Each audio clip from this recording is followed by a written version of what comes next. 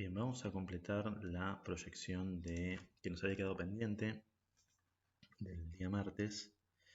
Eh, Habíamos llegado hasta esta instancia, habíamos proyectado los rubros de generación espontánea y nos quedaba pendiente avanzar con los bienes de uso, con la caja, patrimonio neto, ¿sí? Cerrar los estados contables y después calibrar un poquito la proyección en relación a las inversiones en activos fijos y las necesidades de financiamiento.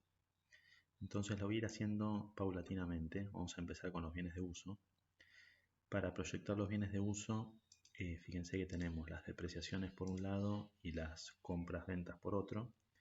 Acá voy a poner de manera preliminar una alta de bienes de uso de 100 unidades monetarias para ajustar el volumen de depreciaciones. Vamos a tener las depreciaciones del año anterior más una porción, ¿sí?, de estos bienes de uso que incorporo. Consideramos año de alta completo y si ese bien de uso que estoy incorporando amortiza en 10 años, se suma a la cuota de depreciaciones la décima parte, ¿sí?, de ese valor. Por lo tanto, pasaríamos de 2.234 a 2.244. Con estos dos valores ya bien articulados, puedo avanzar con la línea de bienes de uso. Tomo el bien de uso del año anterior, le sumo la variación y le resto la depreciación. ¿Sí? Ahí tengo el bien de uso proyectado. Obviamente que ese volumen de proyectado de bienes de uso tiene que ser consistente con la historia. Nosotros habíamos visto que se puede tomar como proxy la relación bienes de uso-ventas. Si yo esto lo proyecto para el 2020, me está dando 104% de las ventas, cuando antes estaba en torno al 115%. Eso me demanda aumentar el volumen de bienes de uso, por ejemplo a 4.000, ¿sí?, para llevarlo a ese nivel histórico. Esto lo hago así porque no estoy dentro de la empresa y no conozco bien las necesidades específicas y tengo que hacer un a ojo, ¿sí?, una proyección a ojo de cuál debería ser el volumen de bienes de uso para el periodo proyectado. Bien, habiendo hecho este ajuste, vamos con las otras componentes. Necesito proyectar caja, necesito proyectar patrimonio. Y una vez que haga eso, vamos a ver bien qué pasa con el financiamiento. Habíamos seteado de manera preliminar un payout del 50%, por lo tanto puedo ir acá a la línea de dividendos, tomar el resultado del ejercicio y multiplicarlo por el payout. ¿Sí? Esto nos da un dividendo proyectado de 2.483. De las utilidades netas, lo que no se distribuye en dividendos queda retenido. ¿Sí? Esta sería la utilidad retenida. Completo ahí. Y con estos valores ya puedo proyectar el patrimonio. Tengo que hacer patrimonio neto inicial más utilidades retenidas más emisión o rescate de capital, ¿sí?, que está en 0, es el valor preliminar. Una vez que completamos patrimonio neto, ya estoy en condiciones de avanzar con la caja. Entonces, a la derecha, tengo el estado de flujo efectivo, ya hicimos los cálculos sobre el estado de flujo efectivo, por lo tanto esto es copiar, pegar fórmulas. ¿Sí? Tengo una variación de la caja positiva en 1.279, le sumo acá a la caja la variación reportada por el estado de flujo efectivo. Una vez que hicimos esto, ya estoy en condiciones de hacer la suma del total activo corriente, la suma del total activo corriente más no corriente, acá sumar el pasivo corriente y el total del pasivo. Y verifico que patrimonio neto más el total pasivo efectivamente asciende más total pasivo efectivamente asciende a el total de los activos, ¿sí? Se cumple la identidad patrimonial básica. esto me está indicando que el sistema de ecuaciones cierra bien, digamos, planteado dentro de la hoja de cálculo las relaciones correctamente y me permite avanzar con la última parte, que sería ajustar el volumen de financiamiento. Habíamos tomado la relación deuda-patrimonio neto para, digamos, monitorear la estructura de financiamiento de la empresa.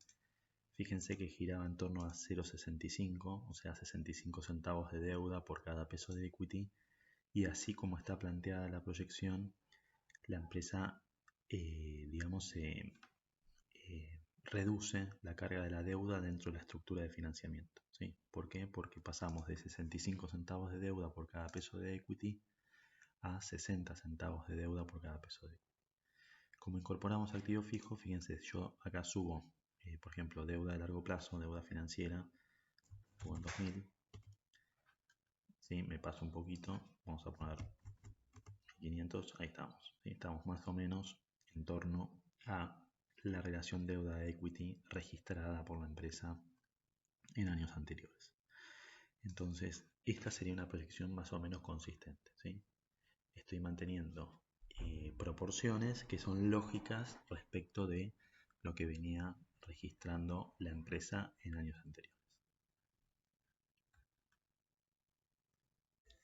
Bien, entonces ustedes tenían que, pueden avanzar, digamos, planteando los otros escenarios.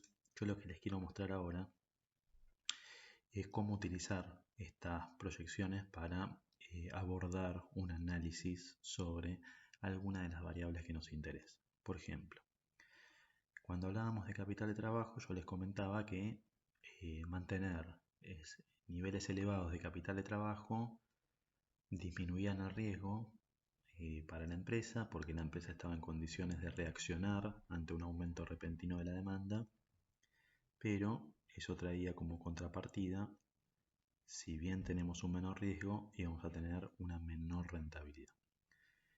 Y si uno ajustaba el volumen de dinero involucrado en capital de trabajo,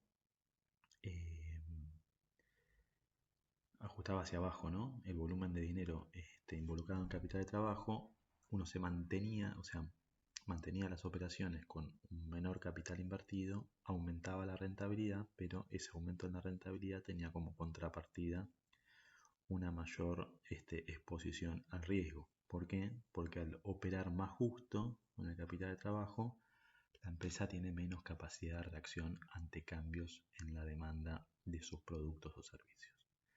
Entonces, habiendo aclarado esta cuestión, les voy a mostrar cómo abordar un análisis de sensibilidad utilizando, ¿sí?, los estados proyectados. Y en este caso, si les parece, lo vamos a hacer en relación a los inventarios y la rentabilidad del negocio, ¿sí?, la rentabilidad de los activos. Entonces acá abajo voy a agregar una línea que diga rentabilidad activos. Esto lo vamos a ver más adelante en detalle, pero hago una presentación preliminar.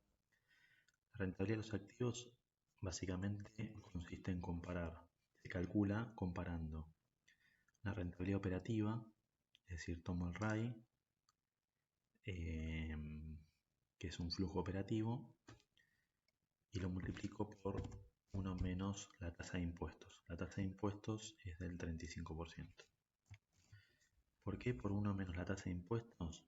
Y porque a ese flujo operativo le resto los impuestos, pero no le resto este volumen de impuestos, sino calculo un impuesto hipotético, ¿sí?, lo que hipotéticamente pagaría la empresa si se financiara íntegramente con capital propio.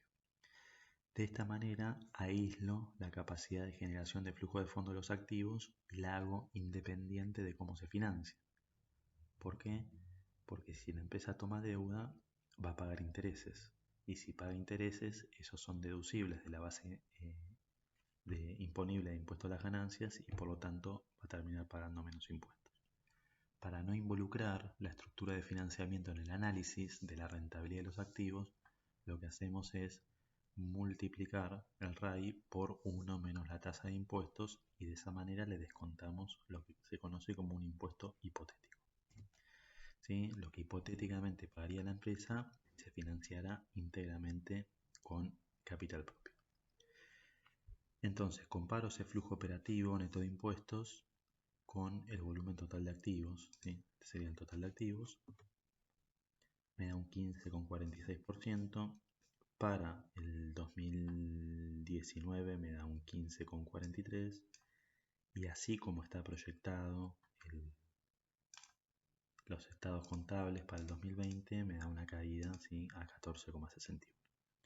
Entonces, esta es la variable que quiero monitorear, ¿sí? Cómo reaccionan la rentabilidad de los activos ante cambios en mi política de gestión de inventarios, ¿sí? Estoy manteniendo acá 200 días. Lo voy a marcar en amarillo. Bueno, ¿cómo procedemos? Vamos a proceder de la siguiente manera. Bien, lo primero que hacemos es colocar la variable independiente en columna o en fila. Vamos a hacer una columna en este caso. Voy a empezar con 0 días de inventarios. Podemos poner 10, 20 y así hasta 200. ¿Sí? Estos son los días de inventarios. Y en el encabezado voy a hacer referencia a la variable dependiente, que es la rentabilidad sobre los activos en este caso. Entonces me queda una tabla en donde en el encabezado tengo la rentabilidad sobre los activos y en una columna todas las políticas de gestión de inventarios que quiero testear. Sombreo la tabla, ¿sí?, incluido el encabezado. Vamos a datos, análisis de hipótesis, tabla de datos. Se abre este cuadro de diálogo en donde tengo que proceder de la siguiente manera. La variable independiente está en una columna en este caso, ¿sí?, que son los días de inventario, y cada uno de estos valores los tengo que reemplazar en esta celda, ¿sí?, que es la asociada a los días de inventario. Ustedes saben que si yo cambio esta celda, automáticamente se reestima la rentabilidad sobre los activos.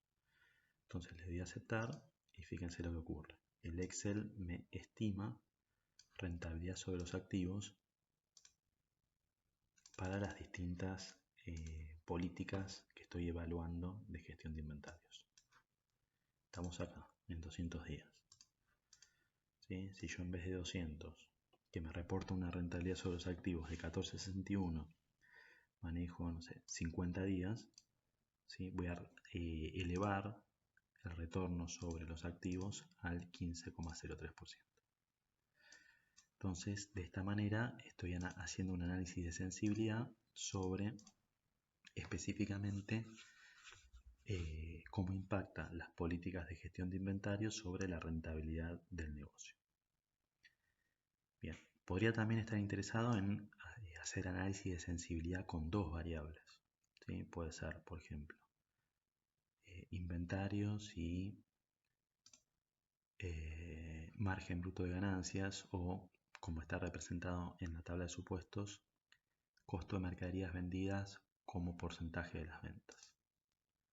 ¿Sí? Vamos a tomar este. Costo de mercaderías como porcentaje de las ventas y los días de inventarios. Este es un análisis de sensibilidad utilizando dos variables.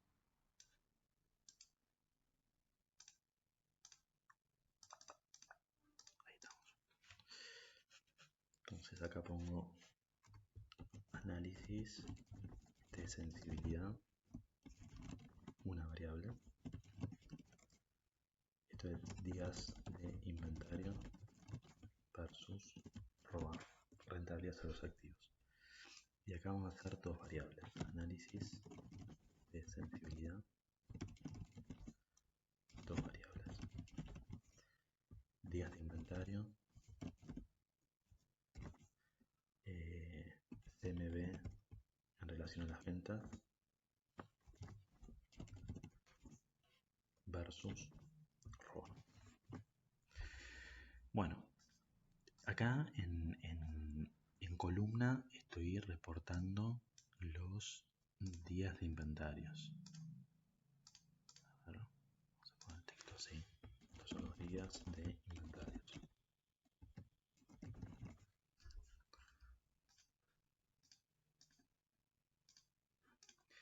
acá en el encabezado voy a testear distintos niveles de distintas proporciones de CMB en relación a las ventas. En el ejercicio planteamos 45. Imagínense, ponemos 40%, 42,5, 45, 47,5 y 50. ¿Cómo se lee este porcentaje? A menor porcentaje, mayor es el margen bruto, porque me está indicando que el costo de las mercaderías vendidas representa una menor porción de las ventas. Por lo tanto, es mayor el margen bruto.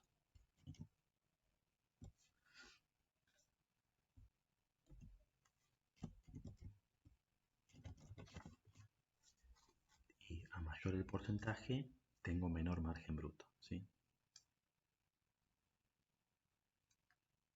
¿Por qué? Porque el CMB está representando una mayor porción en relación a las ventas. Entonces, estas serían las dos variables. Una está en fila, en el encabezado, y la otra está en columna, acá. En este extremo superior izquierdo, vamos a hacer referencia a la variable dependiente. En este caso, la variable dependiente es el ROA, ¿sí? La rentabilidad sobre los activos. Y vamos a ver cómo impactan cambios en el margen bruto y en la política de gestión de inventarios sobre la rentabilidad de los activos. Entonces, sombreo toda la tabla, incluido el encabezado. Vamos a datos, análisis de hipótesis, tabla de datos. Y acá fíjense, tenemos en fila, acá arriba, el CMB sobre ventas. Entonces voy a la tabla y digo, todos esos valores que están en esa fila hay que reemplazarlos acá. Y en columna tenemos los días de inventarios, ¿sí?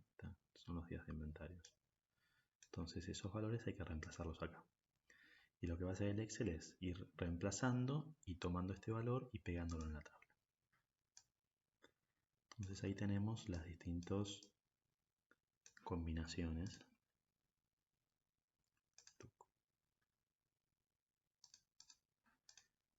Perdón, voy a ponerle 2 decimales. Ahí. La combinación actual es 45 días, 45% de CMB sobre ventas y 200 días. Esta es la combinación actual. ¿Sí? Y este es el margen de ganancia actual. 14,61. ¿Sí? Es el margen de ganancia, no, es el retorno sobre los activos actuales. Bien, entonces, esta es la situación actual. Si disminuimos los días de inventarios para este nivel de CMB en relación a las ventas, aumenta la rentabilidad. Y si dado este nivel de días de inventarios, reducimos la proporción que representa el CMB en relación a las ventas, aumenta la rentabilidad. Entonces, estos son los cuadrantes en donde, este sería el cuadrante en donde aumenta la rentabilidad.